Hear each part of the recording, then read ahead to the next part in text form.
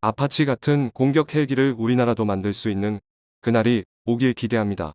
전투기는 KF-21 포함 최소 800기, 헬기는 아파치 포함 2,500대, 전차는 레드백 추가 포함 3,000대 보유해야 주변국의 침략으로부터 방어와 공격을 할 수 있다. 여기에 핵무장은 당연하고, 안녕하세요. 대한민국의 하늘에 세계 최강의 무기가 떴습니다. 바로 신형 아파치 공격 헬기 AH-64V6인데요. 주한미군이 지난 18일 이 공격 헬기를 군산공군기지와 평택미군기지 두 곳에 배치 완료했습니다. 특히 주목해야 할 부분은 순환 배치가 아닌 고정 배치로서 한반도 주둔 미군의 전력 향상을 통해 다시 한번 한미동맹의 굳건함을 드러냈습니다. 더욱이 미군이 신형 아파치 헬기를 본토 밖에 고정으로 배치한 건 이번이 처음인데요. 아파치 헬기는 영상으로 보면 흔들림 없는 편안한 비행 덕에 다소 느리게 보일 수 있지만 사실 10톤의 거구가 최고 속도 시속 365km로 하늘을 날아다닙니다. 참고로 람보르기니 우라칸의 최고 속도 시속 325km, 페라리 슈퍼패스트 최고 속도는 시속 340km, 맥라렌 720S 최고 속도는 시속 341km이며 통상적으로 포뮬러 레이스에서 기록할 수 있는 최고 속도가 시속 35km라니 아파치 헬기가 얼마나 빠른지 알 수 있습니다. 대충 시속 300km 체감은 이 정도입니다. 또한 아파치 헬기의 전투 행동 반경은 480km에 달하는데요. 사실상 북한 전역이 전투 반경 내에 포함됩니다. 심지어 중국 해군의 주력 부대인 칭다오의 북해함대까지로 행동 반경을 가져갈 수 있습니다. 특히 북한과 한국은 사실상 포병대의 싸움이라 할 만큼 자주포나 장갑차와 같은 재래식 장비가 상당히 많은데 아파치 헬기는 이러한 기갑사단의 매우 치명적인 무기체계입니다. 특히 주한미군이 보유한 최신형에는 적의 전차 움직임을 포착해 조종사의 공격 판단 등을 돕는 인식체계 결정 지원체계 시더즈가 새롭게 장착되었는데요. 한국 육군은 물론 미국 내에서도 아직 전력화가 되어 있지 않은 최첨단 장비입니다.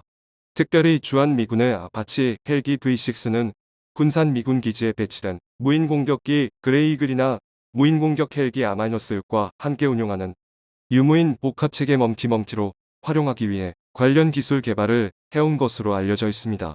미군은 지난 2014년 아프가니스탄 전쟁에 아파치를 투입했을 때부터 그레이 이글과 함께 작전을 펴도록 한 것으로 알려져 있는데요. 핵심 군사시설이나 주요 임무를 족집게 타격하는데 안성맞춤이죠. 이에 미 제2항공전투여단 공격 헬기 대대장 피터 슈미트는 다양한 버전의 아파치 헬기를 조종해봤는데 V6는 치명성, 생존성, 성능, 기동성 등을 고려할 때 이전 세대의 아파치 헬기보다 월등히 성능이 우수하다. 이번 상시 배치로 인해 주한미군은 평택의 24대, 군산 미공군기지의 24대를 합쳐 모두 48대가 배치되었는데요. 이에 따라 한국 육군 항공작전사령부가 보유한 36대를 합치면 한미연합군의 아파치 헬기 전력은 4개 대대 84대이고 여기에 앞으로 한국 육군은 최소 42기에서 최대 48기 추가 도입을 목표로 삼고 있어 한반도에 배치되는 아파치는 총 132기에 달할 것으로 보입니다. 아파치 보유 대수로는 1위 미국, 2위 사우디아라비아에 이어 세계 3위의 규모가 되는데 이 정도 규모면 대다수의 보유 무기가 구식화된 북한군 육군 전력을 질적으로 압도하고 더 나아가 한반도와 가까운 중국군 북부 전구와 극동 지역의 러시아군에게도 무시하지 못할 전력이 됩니다. 공격 헬기의 끝판왕으로 불리우는 아파치 헬기는 맥도넬 더글라스사가 1975년부터 개발하였고 미 육군 헬리콥터 장명 전통대로 아메리카 원주민 부족 중 하나인 아파치족의 이름을 따왔습니다. 군사 전문가들이 하나같이 입을 모아 아파치 헬기를 공격 헬기의 끝판왕으로 칭송하는 이유는 탁월한 무장 성능 때문입니다. 동급 공격 헬기가 30mm 기관 포탄을 보통 300여 발쯤 들고 다니는 데 비해서 아파치는 무려 1200발이나 장탄할 수 있어서 공중에서 대기하다가 아군이 지원을 요청하는 순간 적 보병에게 불벼락을 선사할 수 있습니다. 또한 대전차 공격력의 핵심인 AGM-114 헬파이어 대전차 미사일은 최대 16발까지 장착이 가능하여 냉전 시대에는 한 번 뜰 때마다 적 전차 16대가 박살난다는 설명으로 많이 소개되었습니다. 지옥불이란 이름부터 살벌한 헬파이어 대전차 미사일은 이중 탄두를 가지고 있어서 전차가 반응 장갑을 두르고 있더라도 무시하고 파괴가 가능한데요. 게다가 궤적이 급한 포물선을 그리기 때문에 전차의 포탑을 때리는 탑어택의 효과도 기대할 수 있습니다.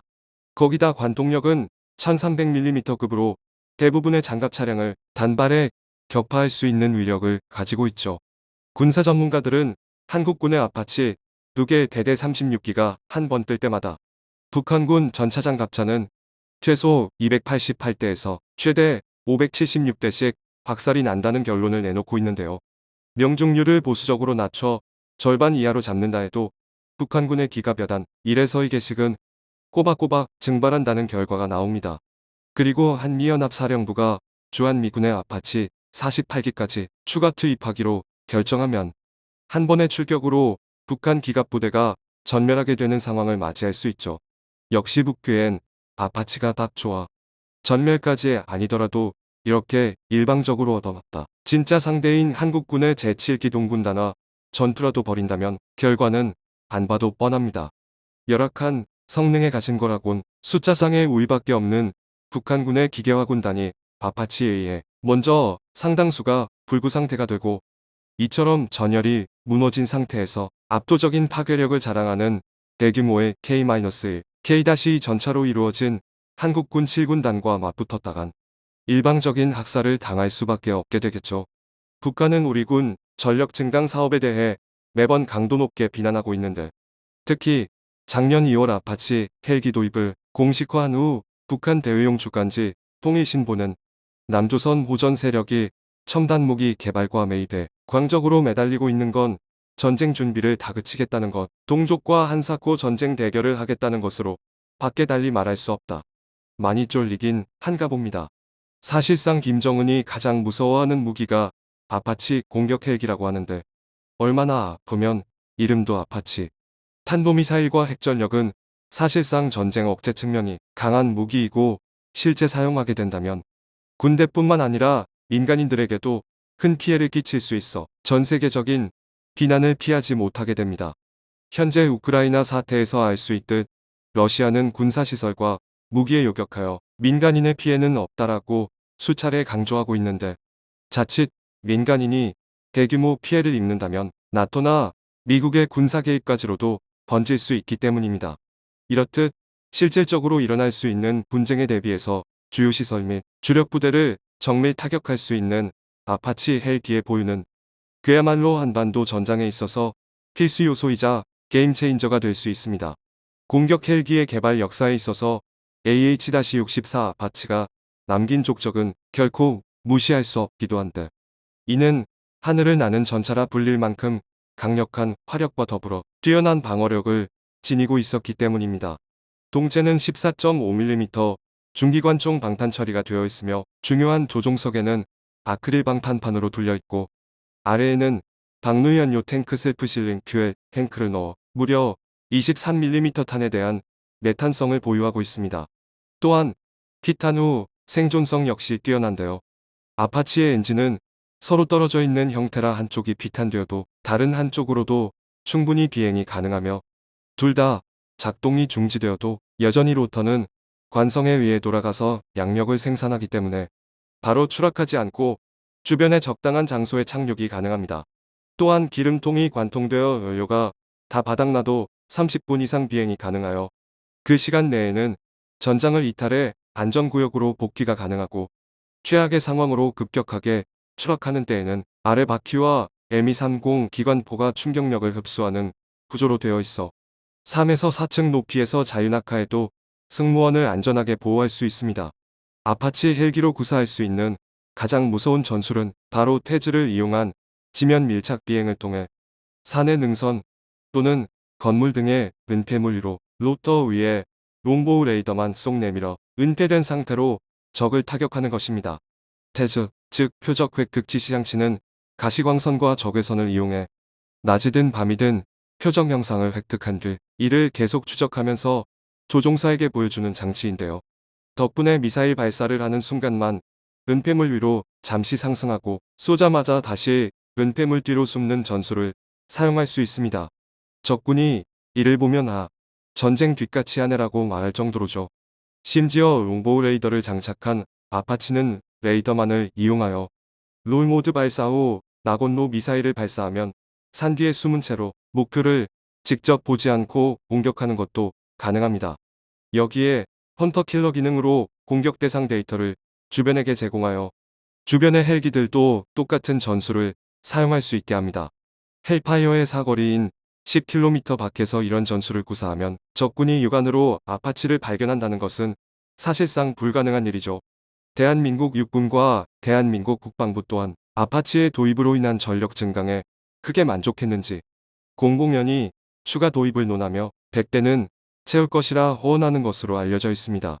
국산 무기 체계에 대한 여론을 의식하던 국방부와 육군이 그간의 일반적인 태도와 달리 아파치의 추가 도입만큼은 절대 양보하지 않겠다는 입장을 고수하고 있는데, 이는 고급 공격 헬기가 대한민국 육군에 얼마나 큰 의미인지를 방증하는 것이라 볼 수 있습니다.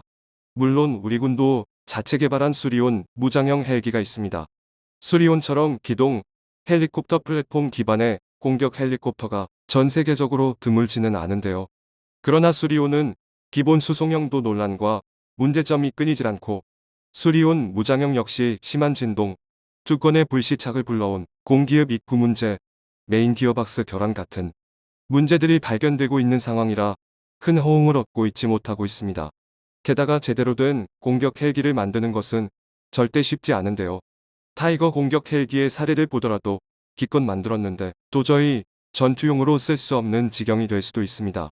여기에 또한 2018년 7월 17일 해병대에서 도입한 수리온을 상륙 기동 헬기로 개조한 마리논 항공기가 포항에서 시험 비행 중 추락하여 탑승한 승무원 6명 중 5명이 숨지고 1명이 다치는 피해가 발생하면서 부정적인 여론은 더욱 거세졌습니다.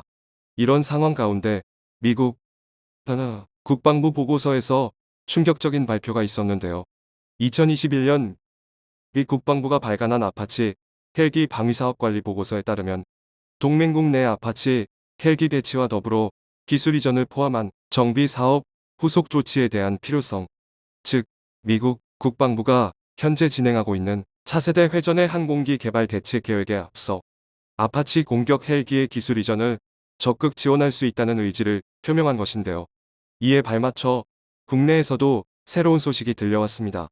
대한항공이 작년 2021 서울국제항공우주 및 방위산업 전시회 아덱스 2021 행사장에서 미국 보잉과 군용회전익 헬리콥터 항공기의 기술 협력을 위한 합의 양해각서를 체결한 것이죠.